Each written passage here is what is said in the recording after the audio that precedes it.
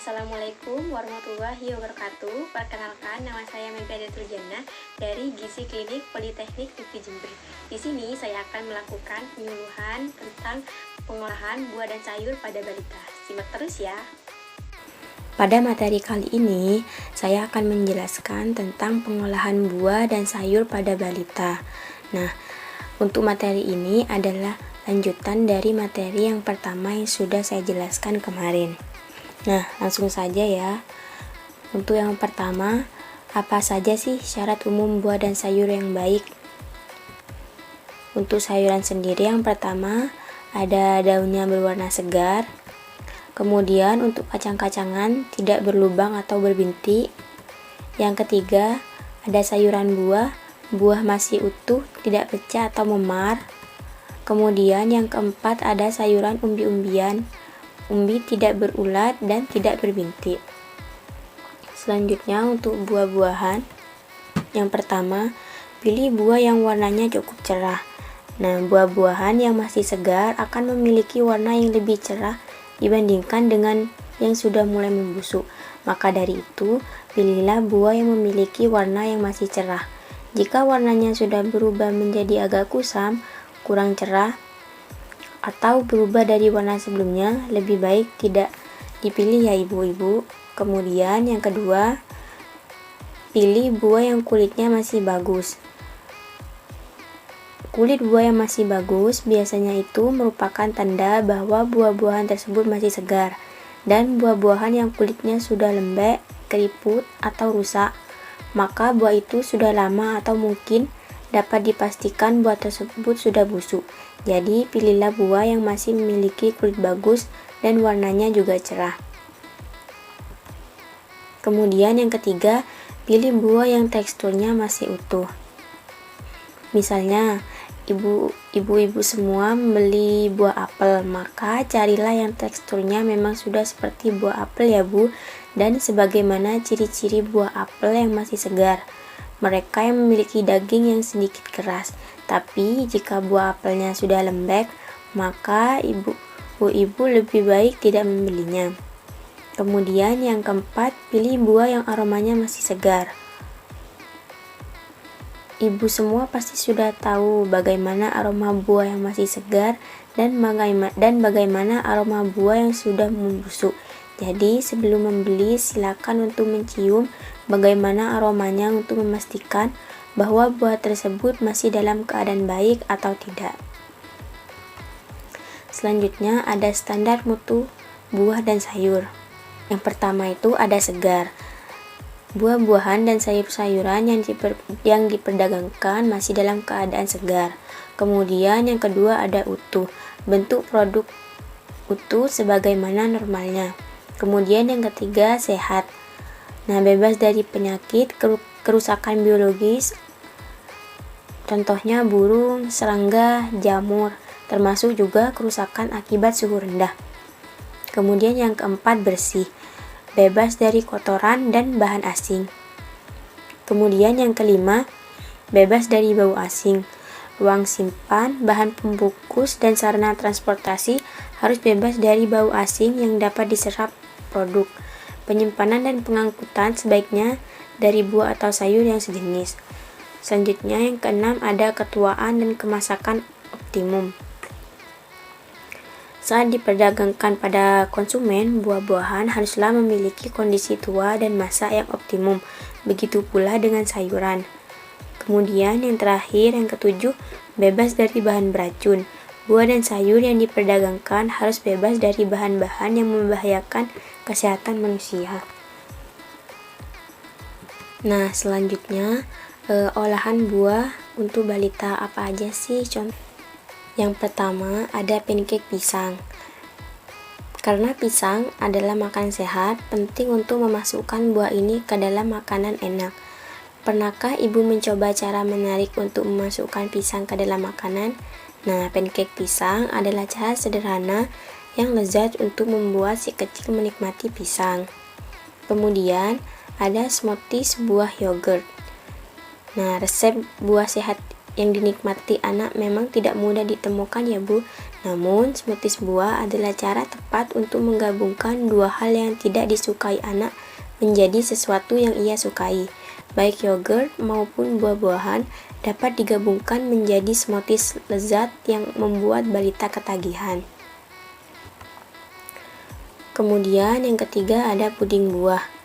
Nah, biasanya puding buah menggunakan campuran agar-agar tawar dan bubuk puding rasa buah.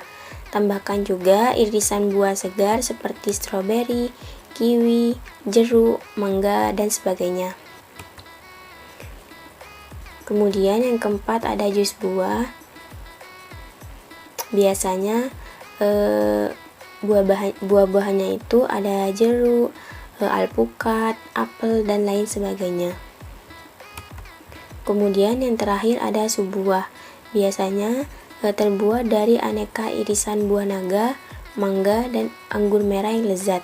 Biasanya juga diberikan campuran kuah susu, kental manis, serta keju. Nah, untuk selanjutnya ada contoh pengolahan sayur untuk balita.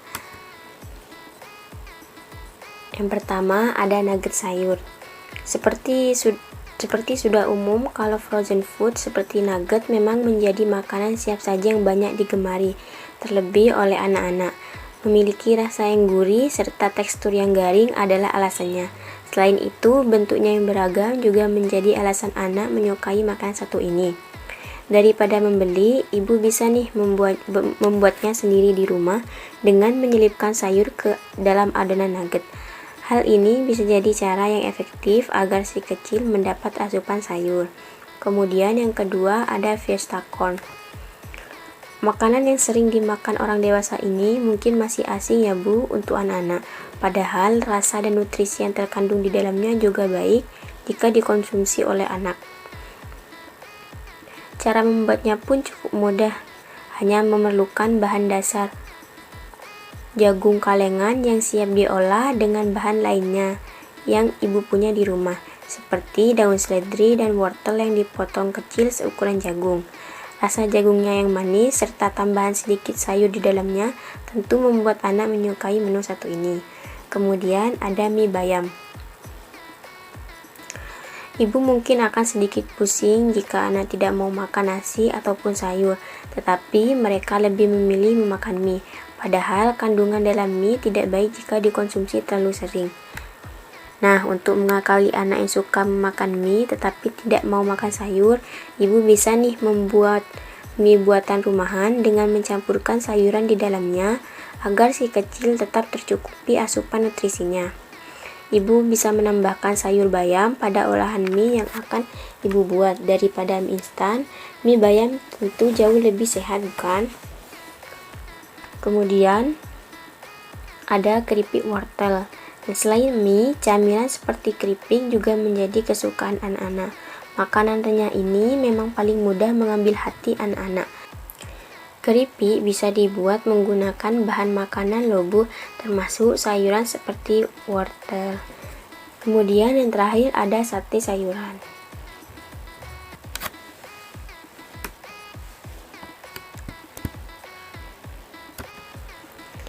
Nah, selanjutnya cara menyimpan buah dan sayur yang baik. Yang pertama, jangan mencuci buah dan sayur jika ingin disimpan.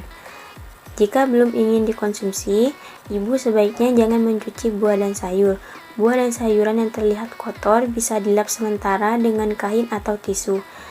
Ternyata mencuci buah dapat menghapus perlindungan alami dari buah dan sayur. Hal ini meningkatkan risiko jamur dan busuk pada buah dan sayur. Kemudian yang kedua ada simpan pada suhu ruang. Tahukah ibu bahwa memang ada buah dan sayur yang tidak bisa di dalam kulkas, seperti paprika, mentimun, dan tomat harus disimpan dalam suhu kamar. Misalnya paprika dapat kehilangan tekstur kenyal jika disimpan dalam kulkas, sementara mentimun dan tomat bisa berubah menjadi sangat berlendir. Pisang juga akan cepat berubah menjadi hitam jika masuk ke dalam kulkas.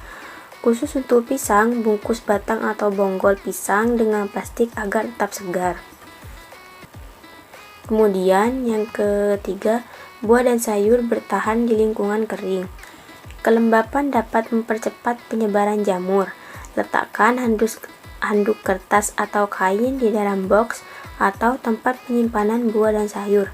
Kain atau kertas tisu tebal akan menyerap kelebihan kelembapan dan mencegah buah dan sayur membusuk. Kemudian yang keempat ada sayuran disimpan dalam tempat yang berventilasi. Ternyata ventilasi udara sangat penting ya Bu dalam menyimpan buah dan sayur. Sayuran khususnya akan lebih awet dan segar jika mereka di dalam kotak kayu atau plastik dengan ventilasi udara.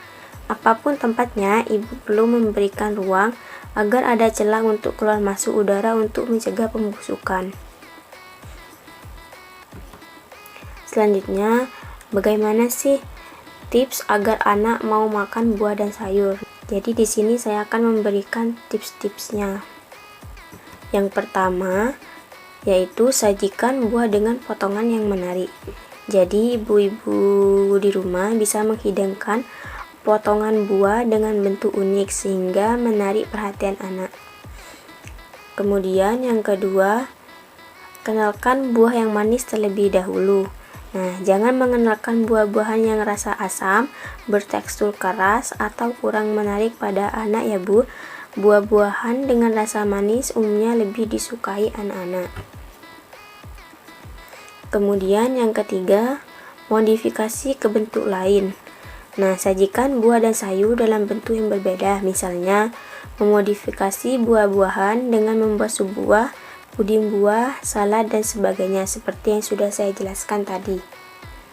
Kemudian ada ajak si kecil berpartisipasi. Nah, ibu-ibu bisa mengajarkan serta anak saat mempersiapkan buah dan sayur agar anak lebih tertarik untuk mencoba memakan buah dan sayur. Kemudian sisipkan di bekal makanannya. Konsisten dalam memberikan menu buah dan sayur pada si anak. Sebagai contoh, tambahkan buah ke bekal si anak. Yang terakhir, perhatikan dengan tindakan. Nah, perlu diingat ya Bu, sebaiknya orang tua makan buah dan sayur bersama atau di depan anak agar anak termotivasi. Sekian penyuluhan dari saya. Kurang lebihnya mohon maaf. Apabila ada pertanyaan bisa langsung ditanyakan. Kurang lebihnya mohon maaf. Wassalamualaikum warahmatullahi wabarakatuh.